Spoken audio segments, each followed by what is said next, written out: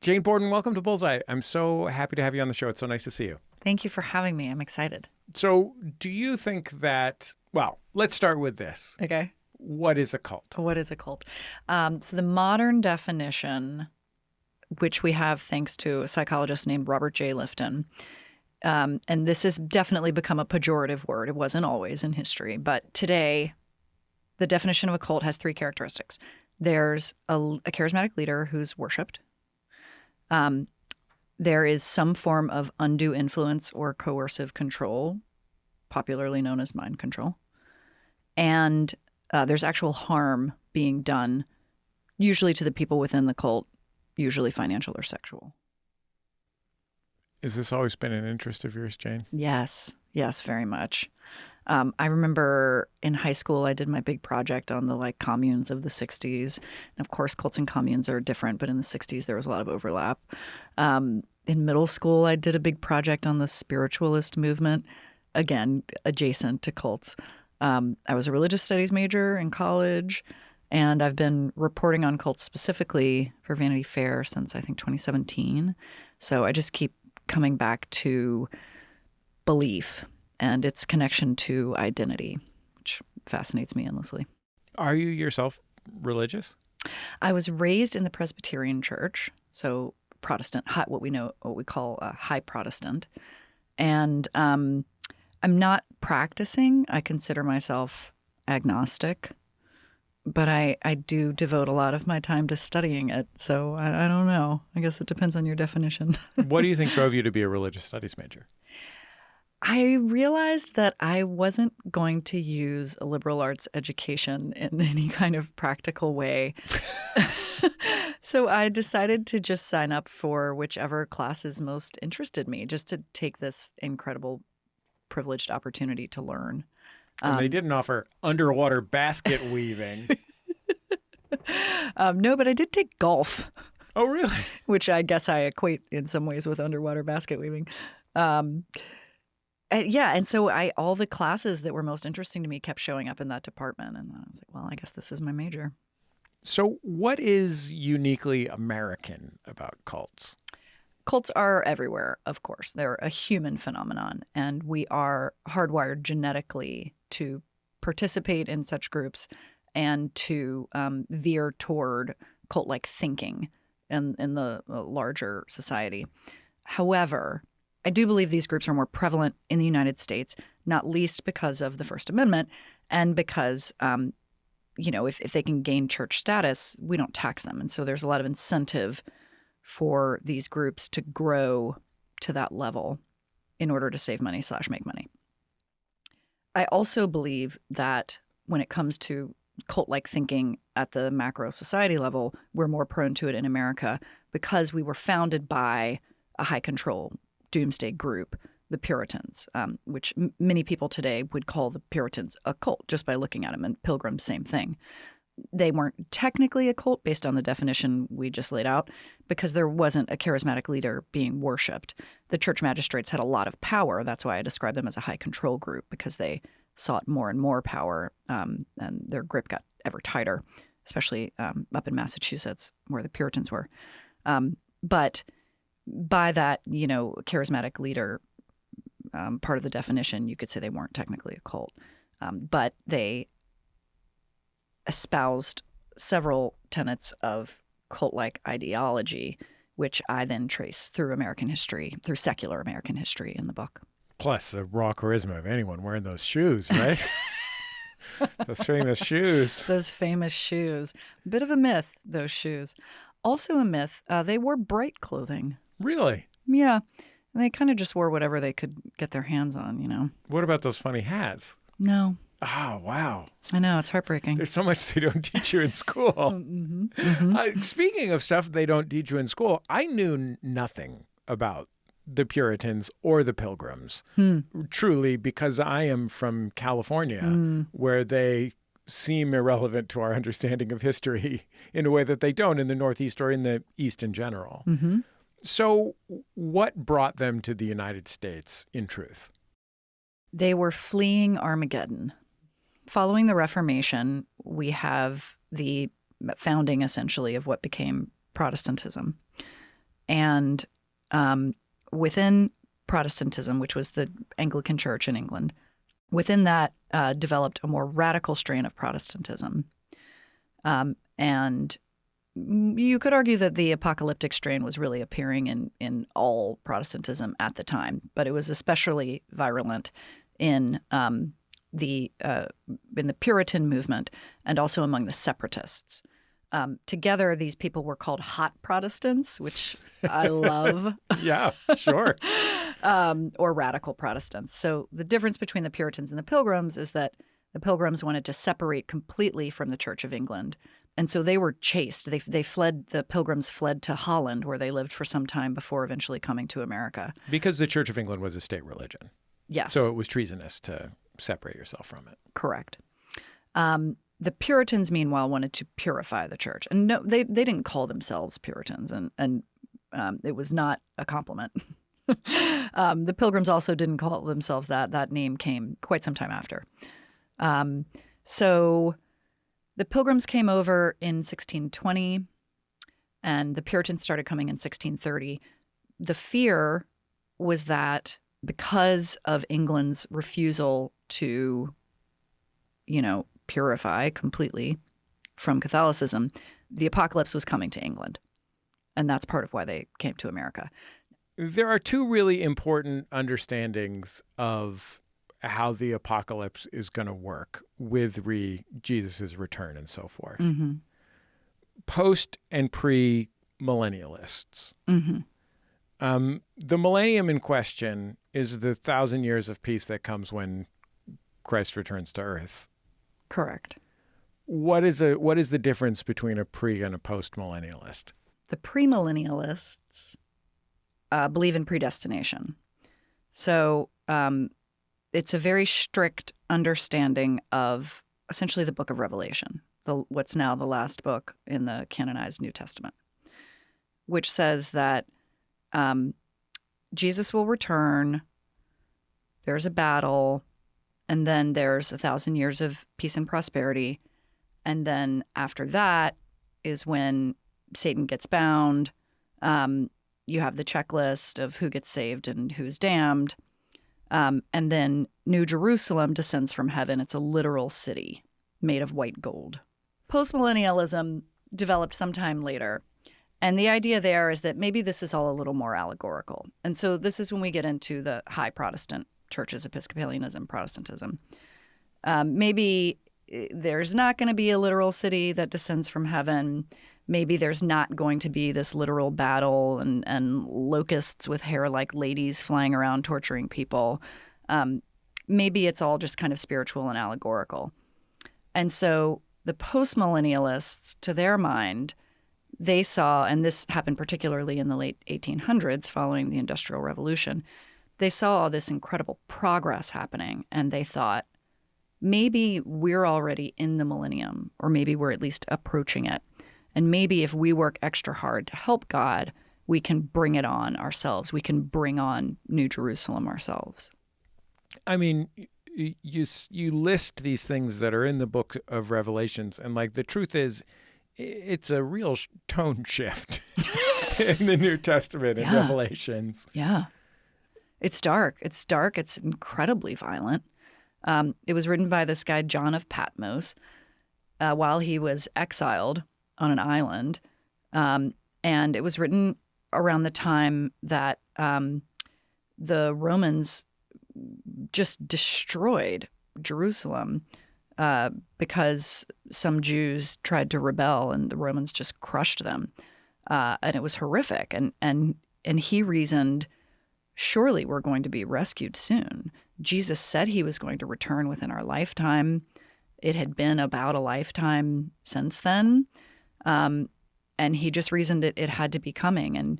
And when it does, the Romans are going to be the ones who are getting the punishment because they're the ones persecuting the chosen people. And so a lot of the plot of Revelation is coded language about the Romans. And Revelations were like a genre at the time. A lot of people were writing, God showed me what's going to happen at the end of time, and this is what I saw. That's all a revelation is. John's just happened to last longer than any of the rest of them did. But before these poets saw these visions, they were in the spirit. Now, whether that means that they had drunk a lot of wine or had spun themselves around in circles until they were dizzy, that's a little bit lost to history. But the idea is that they got themselves into some kind of altered state of consciousness.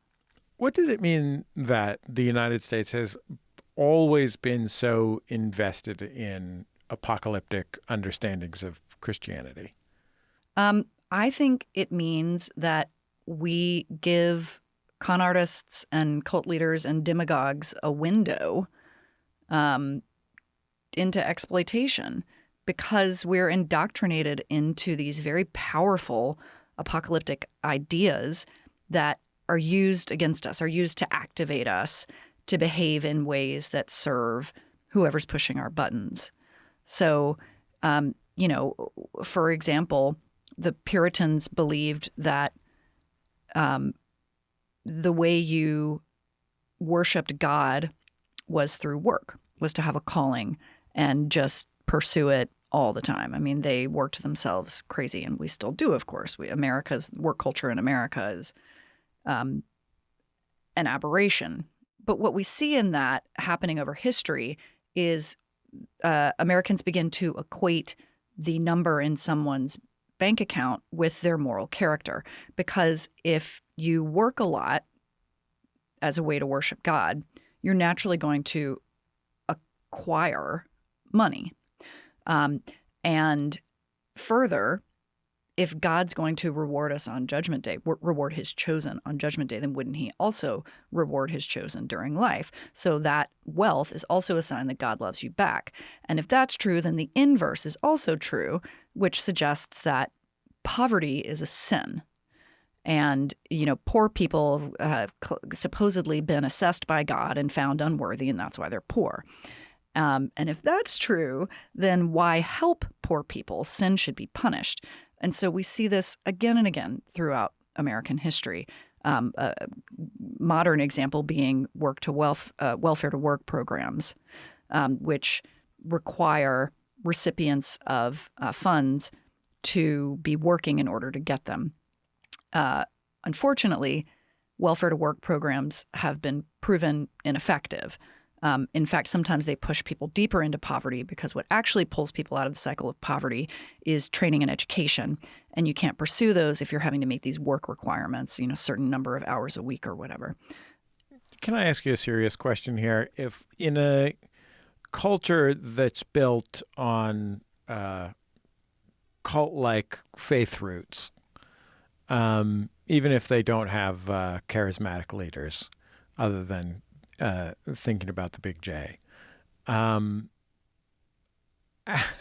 do you define anything as a cult? Like, how do you decide what counts?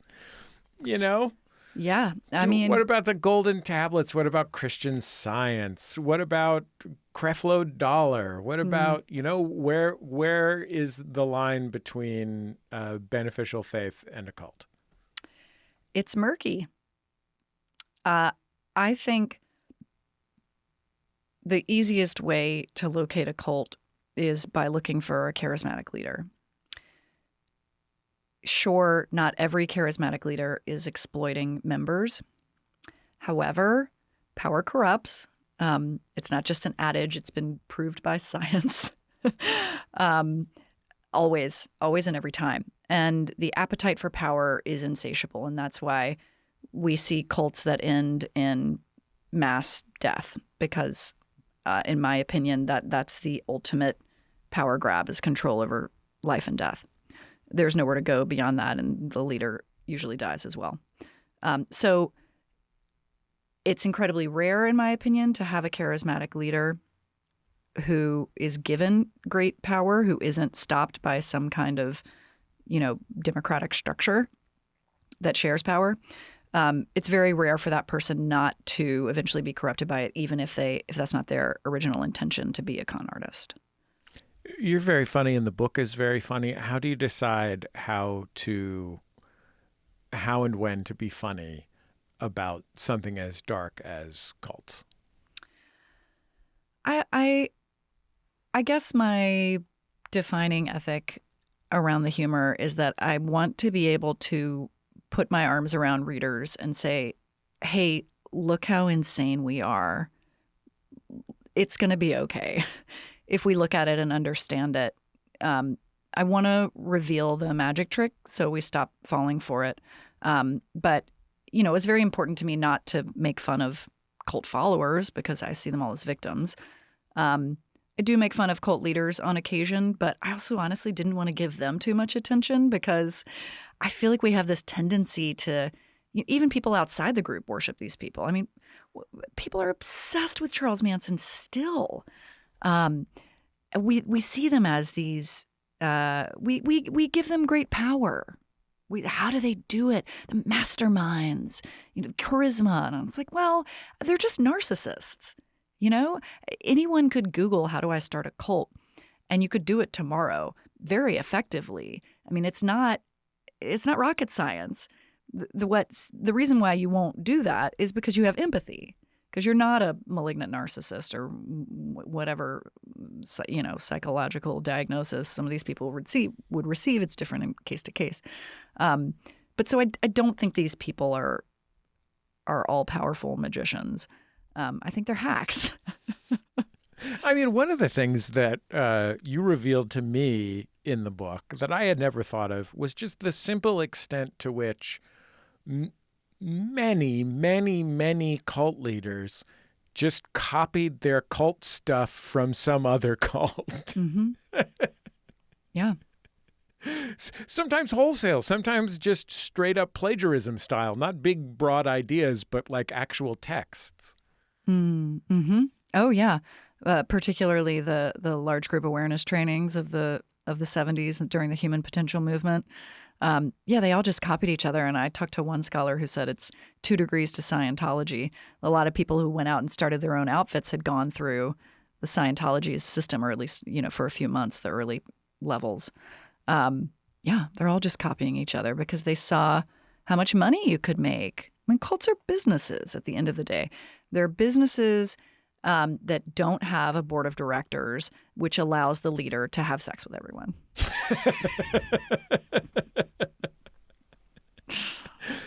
Describe to me MSIA, because it's time to start talking about particular cults. Okay. The Movement of Spiritual Inner Awareness, MSIA, known to insiders as Messiah, which I think is excellent branding. Mm-hmm. This group was founded by a guy named John Roger, originally born Hinkins. He was in the hospital for a procedure. He went under, and when he woke up, he claims that he had been visited by John of the Gospels, John, and that he was now this new entity called John Roger, and he was divine, and he was BFFs with God, and his role was to help people exit the cycle of karma. I just want to take a moment to acknowledge that this is a man whose name was Roger, said that the Apostle John came to talk to him, merged with him, and then he changed his name to John-Roger. It's pretty simple. It's pretty basic when you put it out that way. I feel like a lot of cult leaders might have just changed their name to John. But I love that he combined the two of them, because he's like, well, I'm both guys now. Now I'm two guys. Well, and, that's the narcissism, right? Roger's great. I'm great. Why would Roger go away? Yeah. You worship me as John and worship me as Roger. Okay, so what did John Roger get up to? John Roger ultimately coerced a lot of men into having sex with him and made a ton of money. And so he grew a following slowly over time, and then eventually bought this mansion in Mandeville Canyon out here in California, and started pulling people in specifically through an organization called Insight, which was what we now refer to as a large group awareness training. The most common one of these today is probably Landmark. That's the one people have heard of. These trainings are still incredibly popular, and they were huge in the 70s. And typically they happened over 2 weekends, so 2 Saturdays and Sundays. And you were in a conference room with a bunch of other people, like 100 other people, doing these workshops.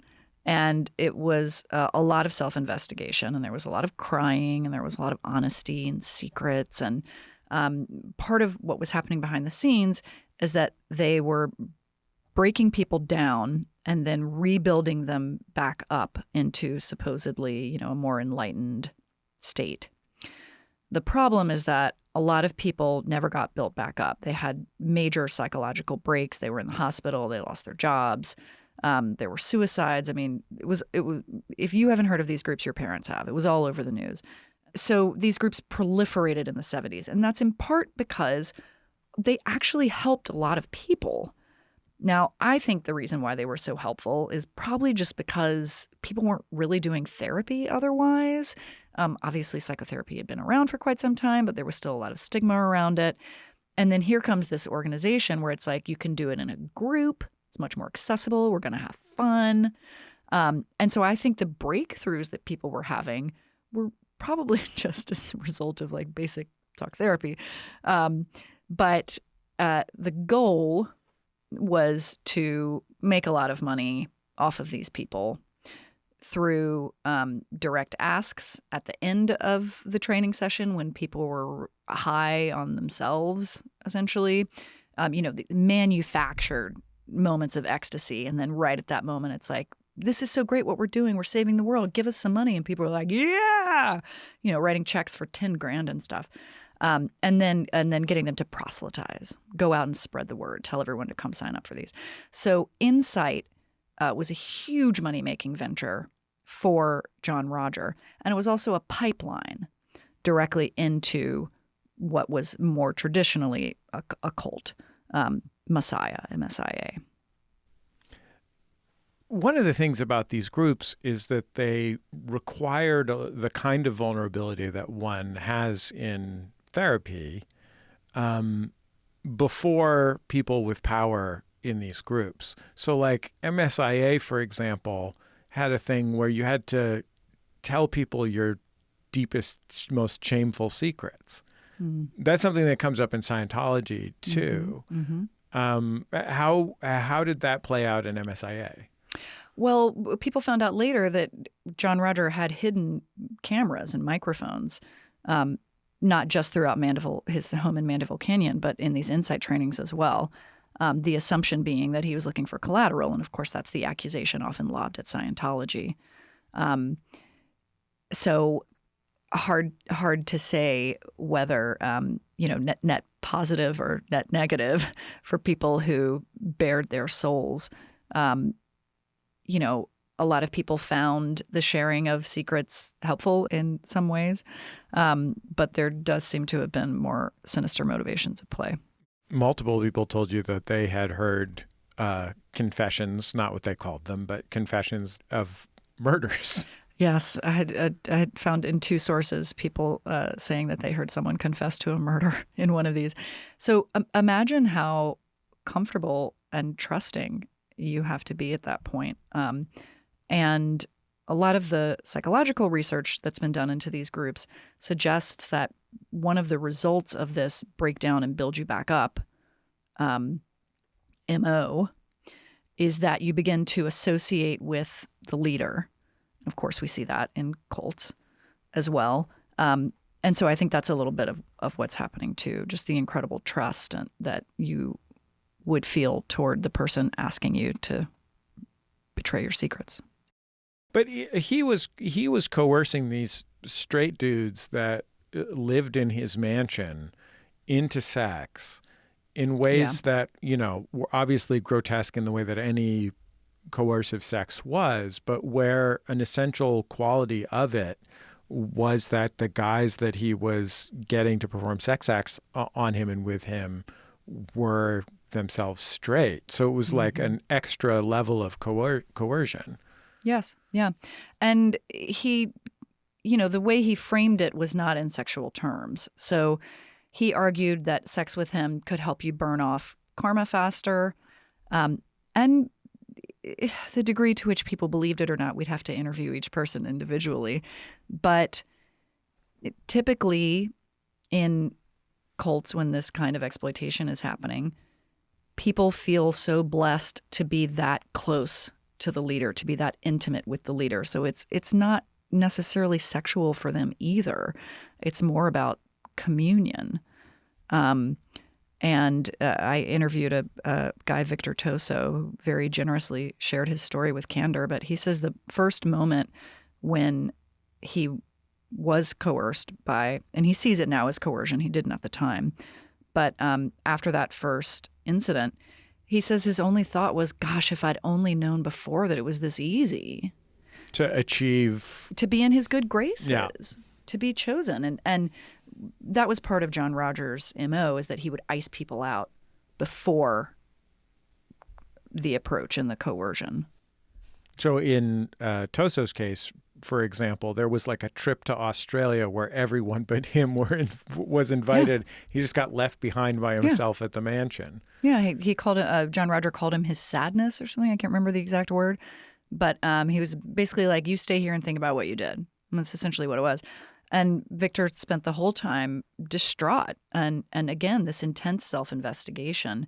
And so then when John Roger and everyone else came back from their fun Christmas vacation, Victor says that he just knew he was going to get kicked out.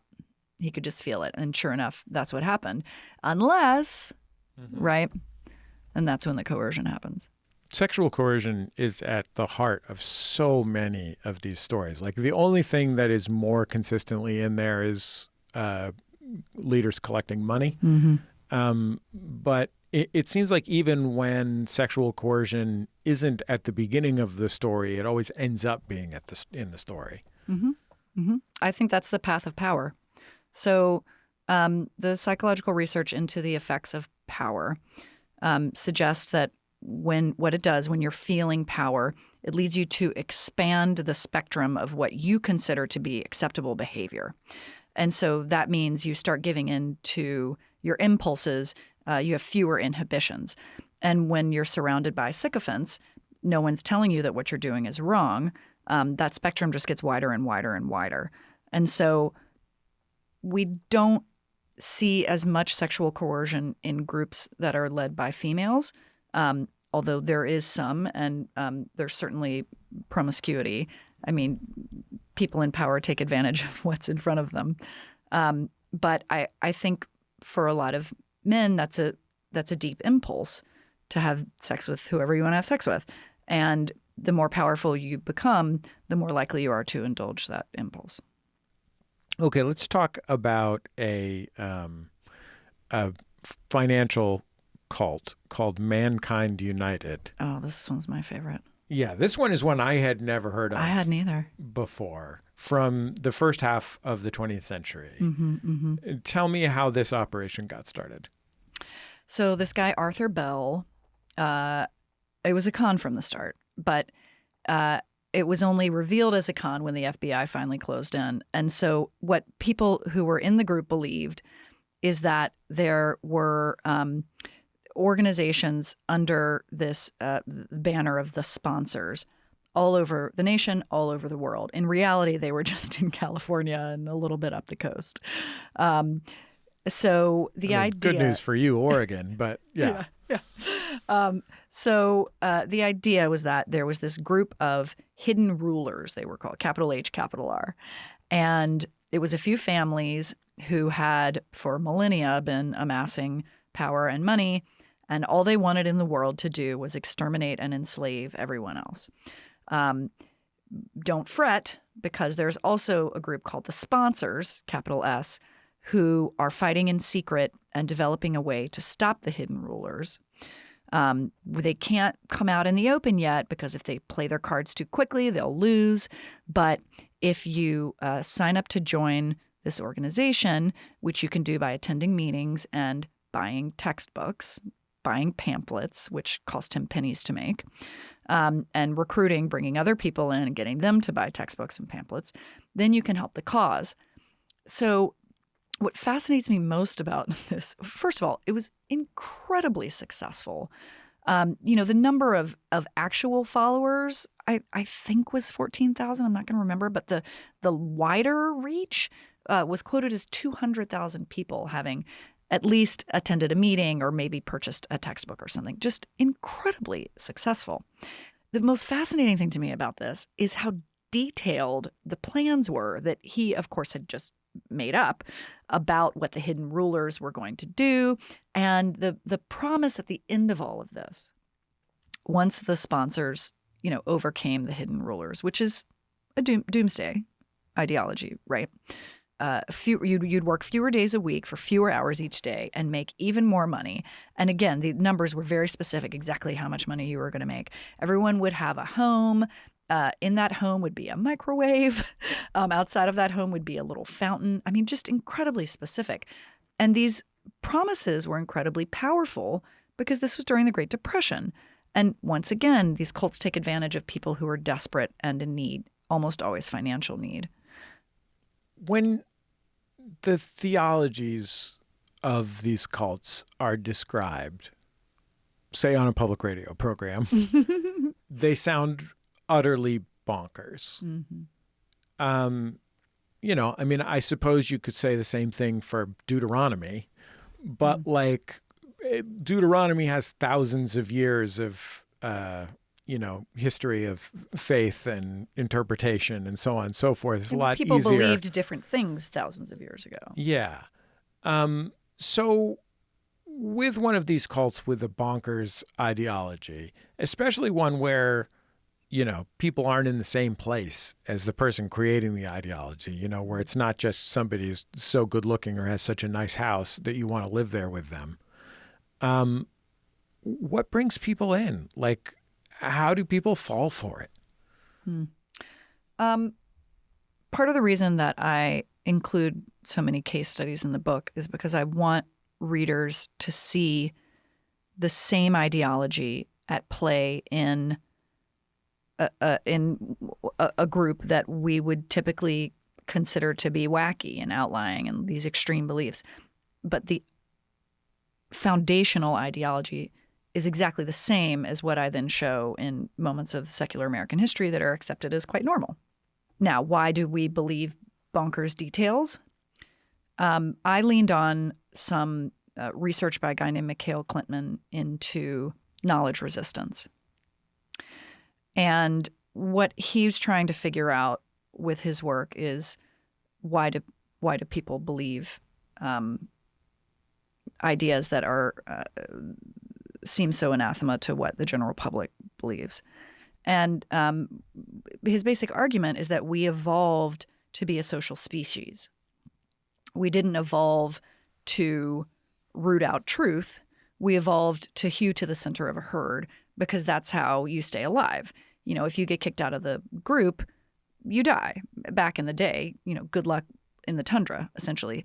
So we will always, always choose to believe whatever the people in our group believe because we want to be in that group. And as it turns out, the more extreme the ideas, the more likely we are to believe them. And he's shown that the smartest people in the group sometimes believe the most outlandish ideas because that is a way to show even more loyalty to the group. This is how we show that we're unique and that we're together. And I get into a lot of evolutionary biology as well around the fact that we develop to be social creatures later in the book. But I think that's ultimately what's behind outlandish beliefs, because these cults are isolated. They are distinct from the rest of society. And that's when we see the ideas get more and more extreme. There were a lot of far-right cultish organizations that developed toward the end of the 20th century and, ended in conflict with the government, violent conflict with the government. Those movements seem to have born new sort of far-right cultish conspiracy theory mashups in the 21st century. Is something like QAnon a cult? First of all, I love the phrase conspiracy theory mashups. It's always a mashup because conspiracy theorists, it's equal opportunity. I'll take that one too. QAnon is QAnon a cult? So the argument for why it wouldn't be is because who's the charismatic leader? Q is exhibiting undue influence, and there's actual harm being done to followers of QAnon, in my opinion. But is Q a charismatic leader? Probably not. However, when you combine QAnon with Trump, then you have a charismatic leader. And we saw that happen quite a bit, particularly in the lead up to the 2016 election and during his first term, where he was retweeting QAnon quote unquote experts. And we saw a lot of also QAnon followers running for government, some of them winning. And so that's a compelling argument to me that Trump becomes the worshipped charismatic leader in making QAnon a cult. One of the big differences between those movements in the 21st century and those movements in the late 20th century, the militia movements, is the internet. Like, it's one thing to have to access pamphlets. You know what I mean? Like, on the one hand, pamphlets are a good way to make money if you're an evil pamphleteer. But on the other hand, they can really limit the spread of information because ultimately, if you're that, if you're that white power novel that I forget the name of, like, you're not just going to be in the library or at the bookstore, right? So it makes things a little tricky to spread. The internet seems like it really changes the dynamics of what people can become obsessed with and how they can become obsessed with it, because they don't have to get a book and they don't have to show up at somebody's house for the meeting. Like, their meeting can be them in their underpants in their basement. And meanwhile, their family has no idea that they've been radicalized or indoctrinated. Which can be even more dangerous because they don't have any way to try to fight it. I interviewed several times, honestly, since 2017. I've relied on his work quite a bit. This guy, Rick Allen Ross, he's an exit counselor, which is what we today call deprogrammers, which he was back in the day. And I always think about this one thing he said, that he had such high hopes that the internet was going to mitigate cult participation. Because if you became interested in a group during those early phases where you still had your critical thinking skills and you were like, what is this all about? You could just Google the group or the leader or whatever and read all these firsthand testimonies of run, don't walk away from this group. Right. Ultimately, like, you could look at the Yelp reviews and be like, Yeah, exactly. And then, of course, jokes on us, that's not at all what happened. The internet further radicalized Americans. Probably it was social media more than just, you can't just blame the internet. It was probably social media. I call social media algorithms the most successful cult leaders of all time because they trap us. That's the goal. They lead us into extreme content. They separate us from IRL community. They love bomb us by saying, getting all the likes on your comments, making you feel like you're part of a cool community or group, all the Facebook groups, right? Love bombing is the cult phenomenon where, at your first meeting, if you're a dude, like 3 pretty girls come up to you and tell you what a great job you're doing. That's right. Or equivalent. Yeah. Well, it's usually pretty girls because even another girl likes pretty girls. Yeah. The social media algorithms literally control our information intake with the goal to control what we do and don't believe. And the whole purpose is to mine resources from us, our data or other things that they've monetized. And so I think the increases we're currently experiencing in cult-like thinking can largely be attributed to social media algorithms. How has spending 5 years in the world of cults, writing this book, changed how you interact with their regular world? I see the apocalypse everywhere, especially in pop culture, TV and films. We tell the same story again and again. We can't get enough. I see the ideas everywhere undergirding secular culture and politics. Ultimately, though, I've become less fearful of it. When you understand something, it's less scary. Like I said, I want to reveal the magic trick because that's all it is. It's a simple con. It's a 3-card monte. It's, we don't have to keep falling for it. I want people to buy the book not only so I can continue to have a career, but I want us to start being able to acknowledge it, to recognize it and call it out. And that's when it loses its power. I think often of Father Yod of the Source family cult in Los Angeles in the 1970s, who I would have joined that group for sure.